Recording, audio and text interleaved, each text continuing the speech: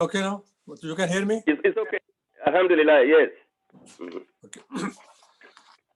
أعوذ بالله من الشيطان الرجيم بسم الله الرحمن الرحيم اللهم صل على محمد وعلى آل محمد كما صليت على إبراهيم وعلى آل إبراهيم إنك حميد مجيد اللهم بارك على محمد وعلى آل محمد كما باركت على إبراهيم وعلى آل إبراهيم إنك حميد مجيد اللهم ربي اشرح لي صدري ويسر لي أمري واحلل عقدة من لساني يفقهوا قولي سبحانك لا علم لنا إلا ما علمتنا إنك أنت العليم الحكيم. My respected brothers and my sister in Islam, Allah subhanahu wa ta'ala has blessed us to be a Muslim, which I say this is the big blessings of Allah subhanahu wa ta'ala. Because Allah subhanahu wa ta'ala has given this life as a test. Every second of our life, we are going through a test of Allah subhanahu wa ta'ala. And that test is in different ways. Sometimes we realize, and sometimes we don't realize. A person, when he's healthy, so he doesn't think that he has any test. When everything is going on in his favor, he don't think that he is under a test. Anything happen which is inconvenient to him, or he does not like that, then he thinks that he is under test.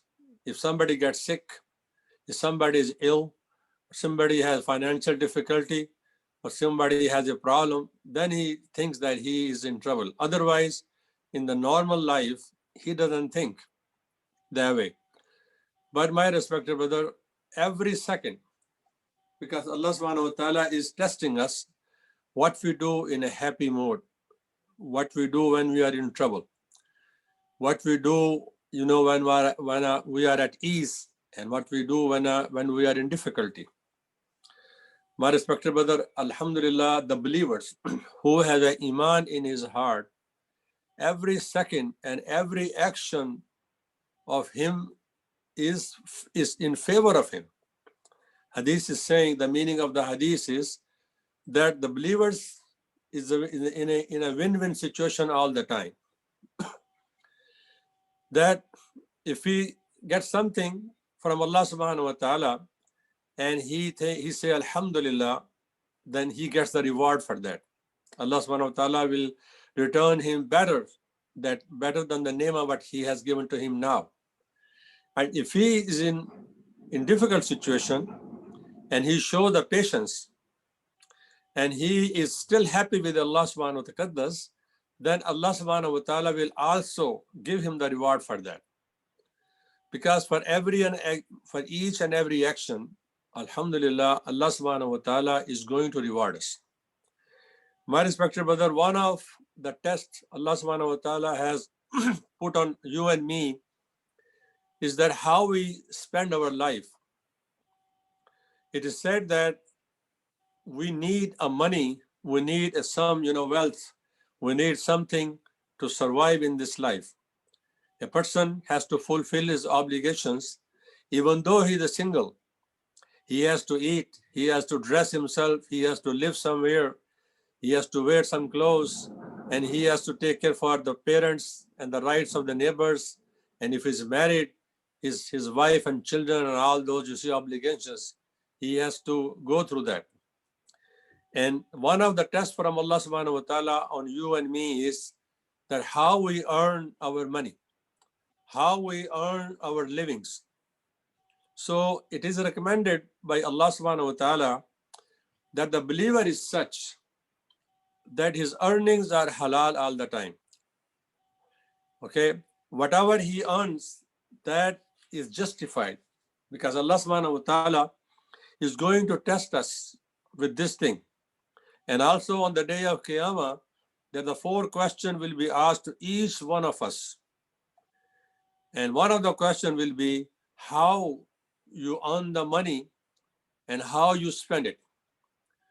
My respected brother, you have seen that on a daily basis, we become very weak on this issue.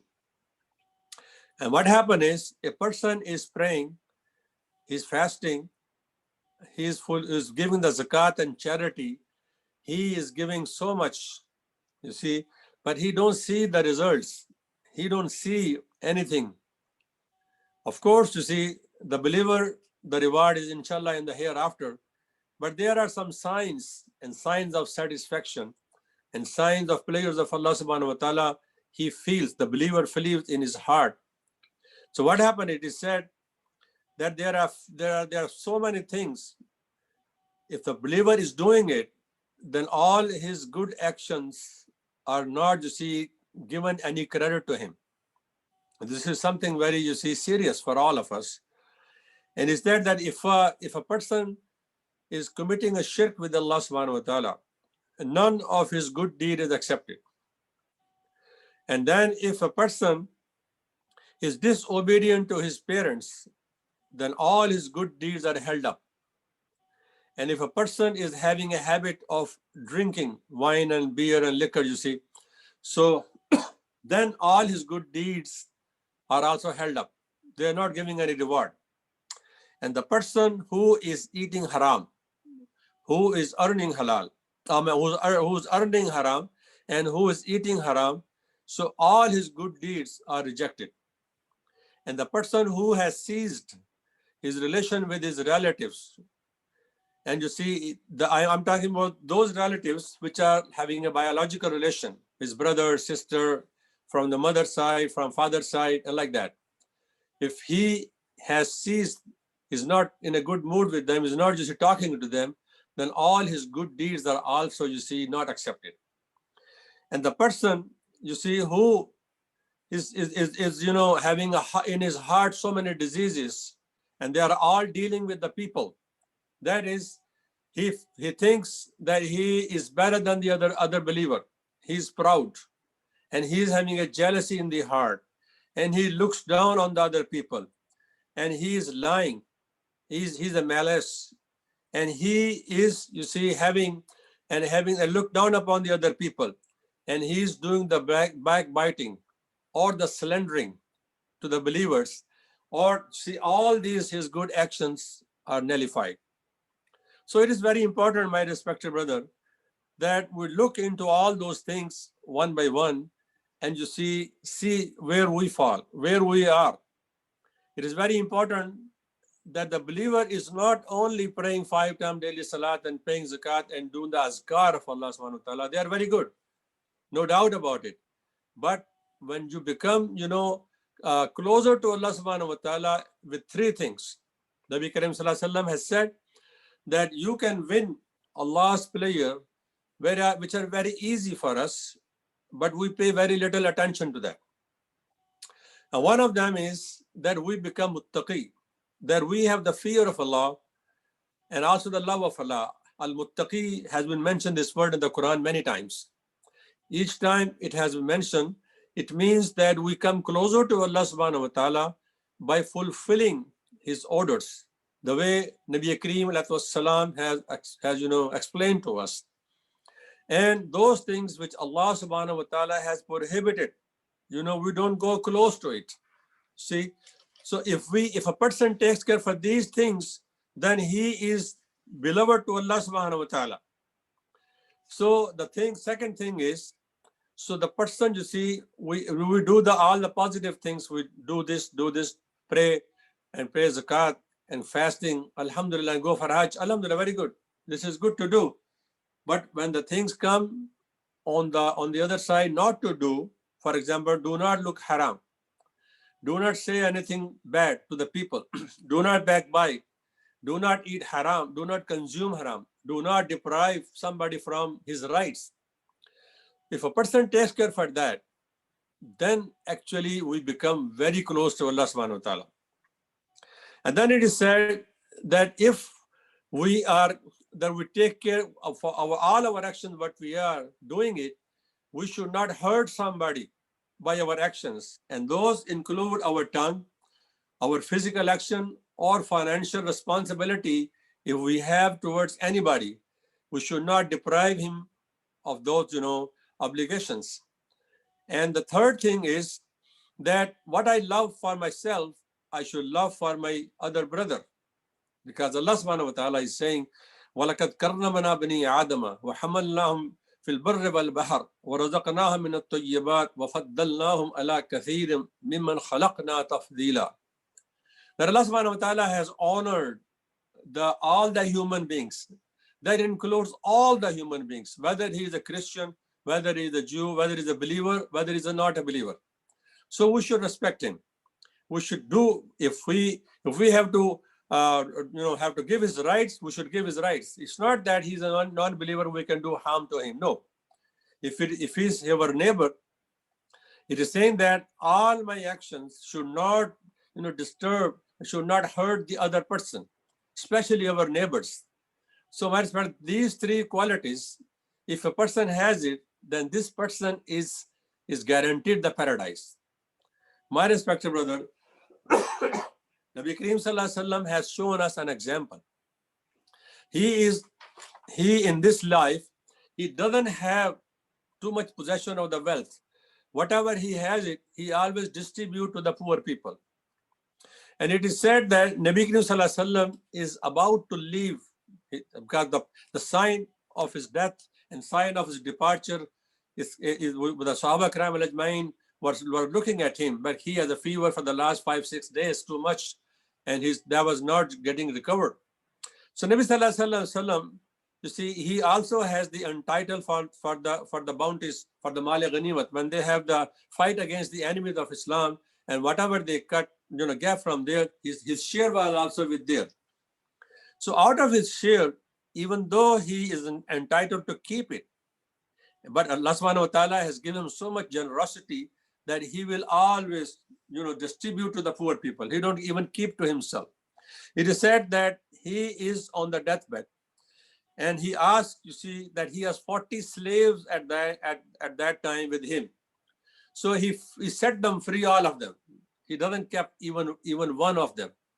And then he asked Aisha radiallahu ta'ala anha, Prophet Sallallahu Alaihi Wasallam's wife and our mother, mother of the believers, that how much money he has at home. So he was informed, Sallallahu Alaihi Wasallam, that he has 7 dinar. Dinar was a coin, a gold coin at that time, just like we have a silver dollar or you see coin money. So Nabi Sallallahu Alaihi Wasallam said, "Oh Aisha, distribute to the poor. I don't want that I should leave this world and any money is left with me." So Aisha radiallahu ta'ala now see that she got so busy with the sickness of Nabi Kareem Sallallahu Alaihi Wasallam, then he asked her again, you see, the next day. So anyway, she distributed, and the night before Nabi Sallallahu Alaihi Wasallam is departing from this life, from this dunya, he doesn't have the oil. The family of Nabi Sallallahu Alaihi Wasallam don't even have the oil. They used to have the olive oil they burn with the cotton, you see, that was their light at that time. So they don't have that much oil in their home so that it can be burned and have the light in the house. So you can imagine, this is the life of Nabi Kareem Sallallahu Alaihi Wasallam.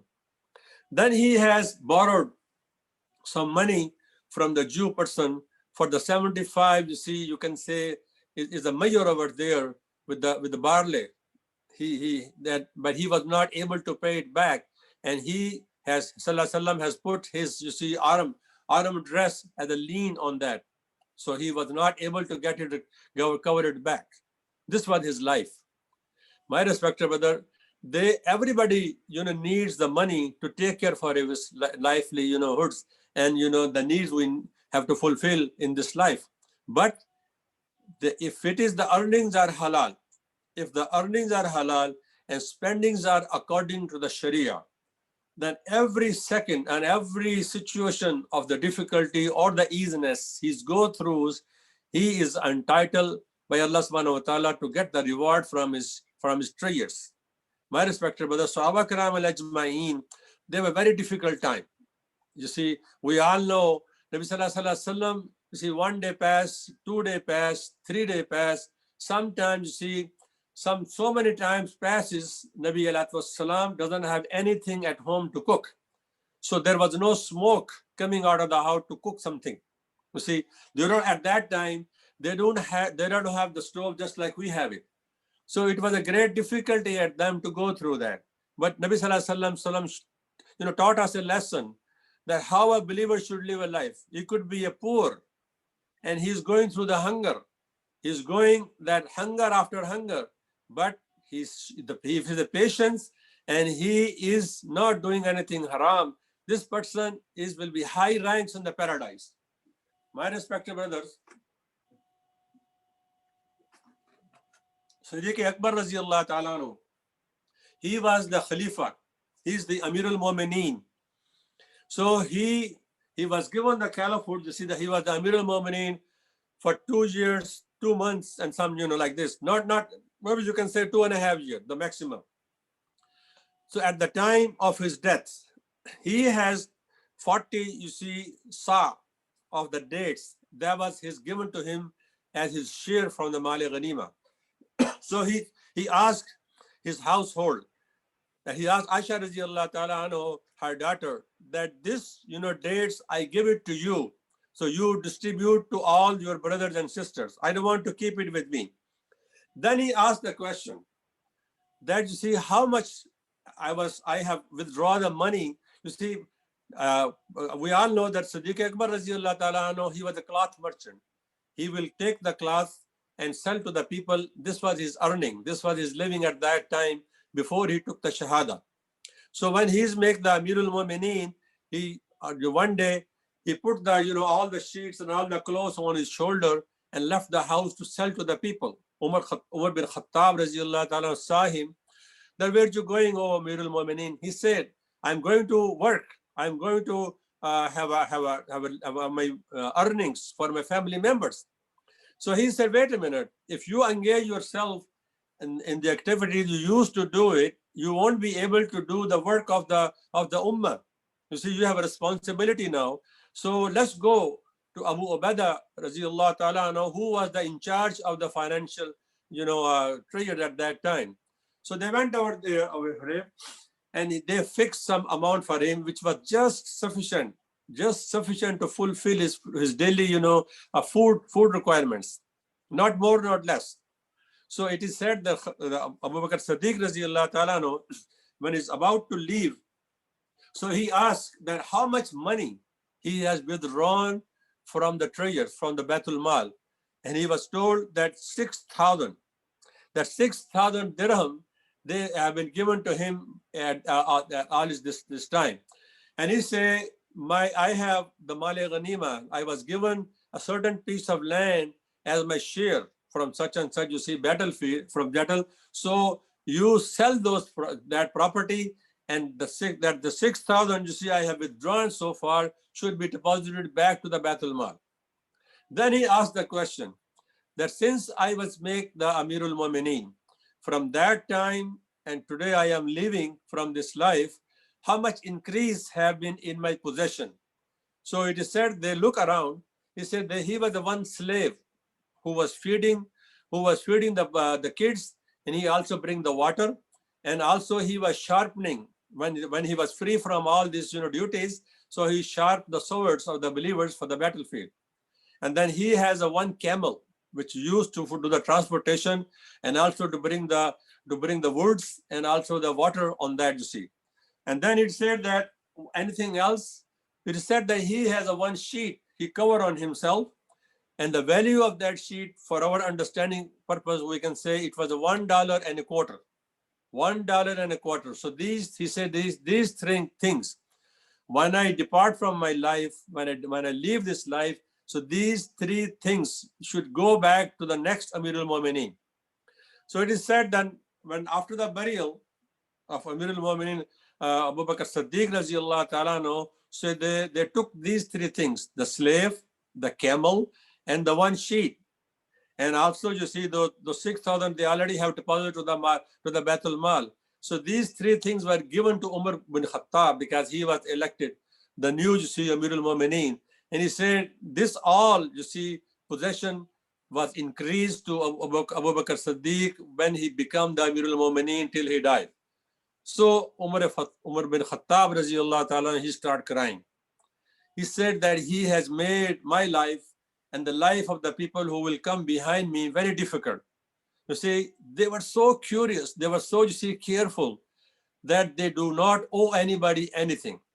My respected brother, one of the obligation today is that we do not, you see, many of us, not many of us, you see, we do not, you see, take this seriously.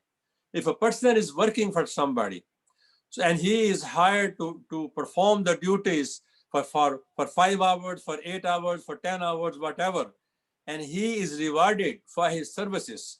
So the ulama are saying that he should fulfill honestly. He should fulfill the honestly his time. He should not waste on the internet. He should not waste on the private, making phone call here and there. And he should not be goofy. He should be taking care of the rights of the person he is working. Similarly, my respected brother, even the person is a professional, he's a doctor, or he's an engineer, or he's hired somebody to, to fulfill to his professional services. So he should take care for that very seriously. So we should not deprive anybody from his rights. And also, one of the bad things in Medina when Nabi Karim Sallallahu Alaihi Wasallam arrived. So those people have the habit, all the the business people. So when they take the stuff from the people, so they take the full mayor. But when they give it back to them, they always give them the less. So Allah subhanahu wa ta'ala revealed the ayat of the Quran.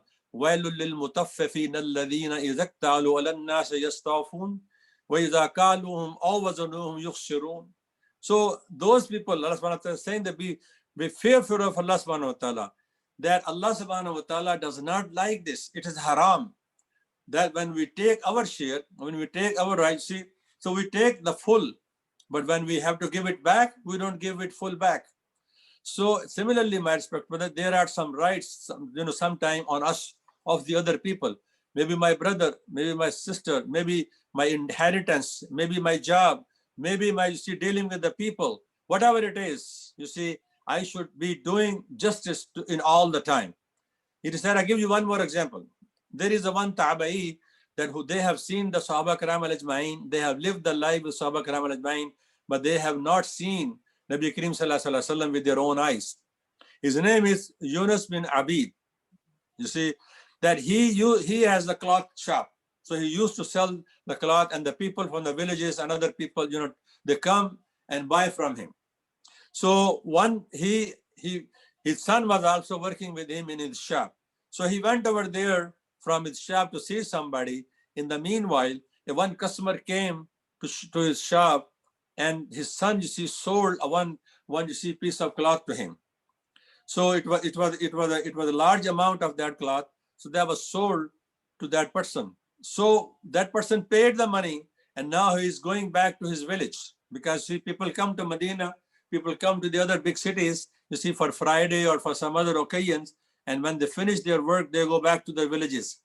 So Yunus bin Abid, rahmatullah, he saw him. He saw him holding the cloth in his hand. He said, "Where did you get that?" He said, "I got from such and such shop, you see." He said, "This is my shop. That's my shop. How much you pay?" He said, "Why you worry about it?" He becomes, suspicious that why he's asking me this kind of question. It is none of his business. So he doesn't like that. The customer doesn't like that. That why are you asking me this question? He said, "I just want to know, because this came from my shop, that my son has given the justice to you." He said, he asked me 200 dirham for this piece of cloth, and I gave it to him. And I was satisfied, he was satisfied. The deal is over. So why you are interfering now? He said, "Wallahi, this is not more than 100 dirham. So you come with me, I will give you back 100 dirham, because this is not good for me, that we cheat you, that we deceive you. You have come from a far distance to our shop, and you have trust us, and I don't want to do that to you, because I am responsible all of these earnings." So he took that person, and he asked his son, "Why you sell him for 200? He said, he asked me the price, and I told him the price, and he was happy. And he was happy to buy on this price. And he said in front of the customer, "Don't you know this is not worth more than 100 dirham? So why you charge him $100 more, 100 dirham more?" And he said, because he was willing to pay, he was excited to get that. And that's why I pay. He took the cloth and I got the money, and the deal is over. He said, no, never do that. We always see Allah subhanahu wa ta'ala is watching us. We should not overcharge the customer. We should not overcharge somebody's pocket.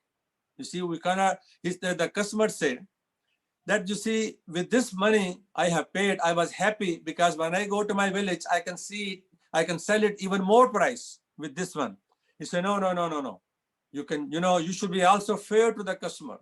So my respect, that you and me see on a daily basis, when we go for our car to be fixed, how much they overcharge. When we go for any worldly needs, you see, when there is a snowstorm coming, all the prices go up. When we see that there is a trouble, you see, why we know, you and me know, when the COVID started, the people need the hand sanitizers, and the shopkeepers, they raised the price. You see, the mask price, the masks were selling for $8. It doesn't cost more than 50 cents. So we should, you see, take care for the other. If we do the respect for the other people, this will inshallah put in their heart the love of Islam. And also, we are not doing any favor to them. We are getting the reward from Allah subhanahu wa ta'ala. So my respected brother, it is said, Nabi Karim sallallahu alaihi wasallam has said that the greed is inside the human beings. If the one person is giving a one whole value of the gold, he will like to have the second one. And if he's given the second one, he will like to have the third one, because this greed will keep on continuing, because this is just like in the human being. But as a believer, you and me have to see how, you see, we can be beneficial to the people, and how can we save ourselves from the hellfire. And one of the things what a person can easily be, you see, involved is not earning halal. You see, we should not get involved in haram. Similarly, my respected brother, when we are spending money, we should be very careful. We are not buying anything haram with our halal money. You see, that you see, when we are hungry, so most of us, you see, they have the habit to go to the McDonald's, go to the Burger King and buy the sandwich. We don't ask them whether this meat or whether this thing what we are eating is halal or not. It is on us. It is said that one morsel of haram goes inside the body, and the 40 days prayers are not accepted. 40 days prayers are not accepted when a person eats one morsel of haram. So how a believer can live a life that all his life he is eating haram? You see, he's looking haram, he's saying haram. So we got to be extremely careful. This is the difference between the person who has a la ilaha illallah Muhammadur Rasulullah in his heart and the person who doesn't have this one. Because one person who have the iman, who has the belief in Allah, all his actions are watched, and all his actions are under the security of Allah subhanahu wa ta'ala, under the surveillance system of Allah subhanahu wa ta'ala, because Allah subhanahu wa ta'ala is saying, Aynama takunu yatabakumullah. You see, then Allah subhanahu wa ta'ala is saying, Ma yalfaza bin qawlin illa ladayhi raqibun atid. Whatever we say from our tongue, it is recorded. That's why on the day of Qiyamah, Allah subhanahu wa ta'ala is saying, Iqra kitabak kafa bi nafsika al-yawma alayka hasiba. That you read the books you have written with your own hand. All our actions, what we are doing, the Karaman Katibin, they are writing for us. They are writing for us. And on the day of Qiyamah, Allah subhanahu wa ta'ala will give that book. And now, my respect, brother, it has become very easy on us to understand. A cell phone, you can pick up the notes, how many literature and how many books we can download. You see, it's not difficult for us to understand now how the system is going to be in our favor or against us. May Allah be pleased with all of us. May Allah give us the ability that as long we live on Iman. When we die on Iman. Oh Allah subhanahu wa ta'ala, give us the strength of Iman. Oh Allah, help us to build the communities, not to destroy the communities. Oh Allah, make us the beneficial to the mankind. Oh Allah, make us among those that they are living the life and you are pleased with them as you are pleased with Sahaba Kiram al-Ajmain. Oh Allah, when we, Allahumma aghfir li hayyina wa mayyitana, wa shahidana wa ghaibana, wa saghirana wa kabirana, wa dhakarina wa unthana. اللهم من أحييت منا فأحيي إلى الإسلام ومن توفيت منا وتوفه إلى الإيمان اللهم اهدنا في من هديت وعافنا في من عافيت وبارك لنا فيما عاتيت وقنا شر ما قضيت اللهم رب يسر لنا وأمورنا اللهم احفظنا من كل بلاء الدنيا وعذاب الآخرة ربنا لا تزغ قلوبنا بعد إذ هديتنا وهب لنا من لدنك رحمة إنك أنت الوهاب رب اغفر وارحم وأنت خير الراحمين. Inshallah, we'll see each other, again. Make a dua to Allah subhanahu wa ta'ala. Allah subhanahu wa ta'ala remove this difficulty on us. Allah subhanahu wa ta'ala make all the centers alive, all the masajid open as soon as possible. Allah make us all the believers to see safe wherever they are and give us the strength of iman. Make their daily living easy on them. Ya Allah, provide us the abundance of halal and inshallah Allah protect us from all the haram, from all our actions, from all our earnings, from all our sayings. Allah protect us from any corner, anywhere we are. Allahumma salli wa sallam ala barik Muhammad. Subhana rabbika rabbil izzati amma yasifun. Wa salamun al mursaleen. Walhamdulillahi rabbil alameen. Assalamu alaikum. Wa alaikum assalam wa rahmatullahi. Jazakallahu khairan, Brother Mian. Thank you very much. Alhamdulillah, alhamdulillah. May Almighty Allah accept the du'as you made for us, inshallah. Assalamu alaikum wa rahmatullahi wa barakatuh. Jazakallahu khairan.